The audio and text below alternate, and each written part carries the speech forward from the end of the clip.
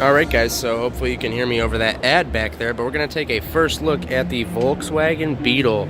And this is like the Turbo, it's the Coupe SE. But we can see here on the stats, we can see that it's a 2.0 liter inline 4, 174 horse at 5,000, 184 pound-feet of torque. So, you know, we're getting, this just seems to me Fiesta ST-like, Focus ST-like. It just seems like it's kind of going at them. You know, I don't know as much about Volkswagen, but the cost of this vehicle is $26,770. And so the first thing, I sat in this car, and I just said, wow. I mean, for $26,000, I mean, this is, you know, maybe don't get the orange one, but I mean, the experience that you're getting it seems like a really, it seems cool. And then another thing that I want to note is 6 years or 72,000 miles warranty. I mean, the American auto manufacturers, they need to take a hard look at their reliability and their warranty, because Volkswagen's doing a really big publicizing of this. If there's something similar in the American car market, I love cars, I read car blogs, car sites, I don't know about it. So they either need to market that better, or they need to step up and have a good warranty, like Volkswagen here. And that's something that I think that they have that's definitely impressive, is that warranty. So, you know, definitely a good look from Volkswagen with this one. So as you sit in this one, I mean, there's like, I'm not even gonna bother getting in the back. I don't know why there's 2 seats back there. I mean, there's like no legroom. There's less legroom than a Fiesta. So I mean, if you have to do it in a pinch, maybe, but otherwise, I mean, this is really just a two-person vehicle. So I sat down. Maybe we'll be able to replicate this. I don't know, something turned on. So let's turn this on here.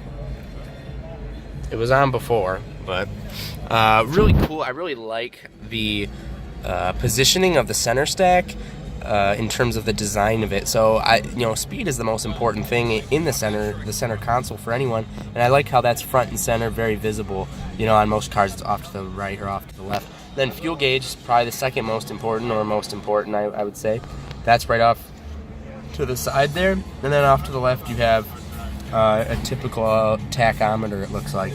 So real nice there.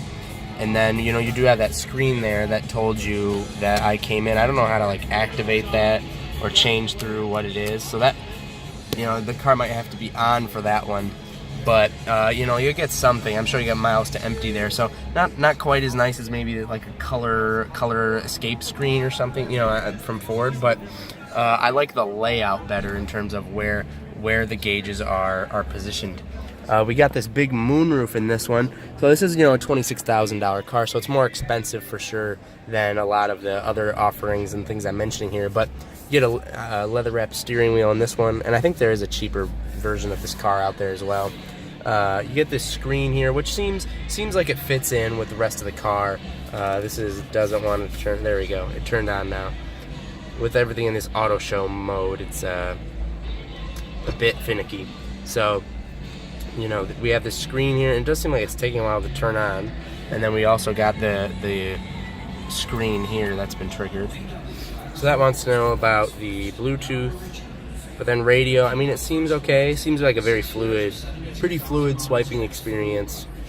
Here, got our station list, and these are just things I don't know about, but it seems like this all fits in with the car. You know, it seems like it belongs, unlike a lot of things we've seen from Ford already today that, you know, maybe don't seem like they belong. This seems like it belongs, and it just seems like like this would be a fun car to drive, and that's just the impression I get.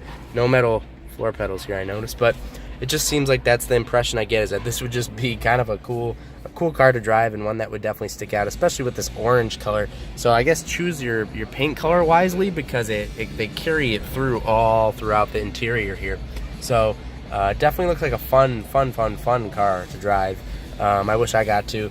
You know, I guess the Beetle is typically more of like a girl car, but especially with maybe this paint color and how it says turbo on the back here, it seems like a more aggressive paint styling. So I mean, I don't know, men can drive it too. And then it has deceptively more trunk space than I thought it would, just because of it's just recessed down in there. So it looks like maybe you don't get a spare tire with this one. Oh, you do get a spare tire. So that's I mean, deceptively a lot of trunk space. Obviously you're not going to be going on a weekend camping trip with this one, but you know, the Beetle's one of Volkswagen's most iconic cars, and I think that, you know, this version here, you know, lives up to that heritage. I've seen a lot of really dinky, kind of gross Beetles before, and, you know, this doesn't seem like it. So if the Volkswagen Beetle is your kind of car, you know, it seems like Volkswagen has got another nice iteration here for you. It does kind of remind me a little bit of like that Mini Cooper sort of vibe, you know, with the aggressive styling and just, you know, all that. So let me know what you guys think about this car in the comments section down below, and I'll leave you guys to it.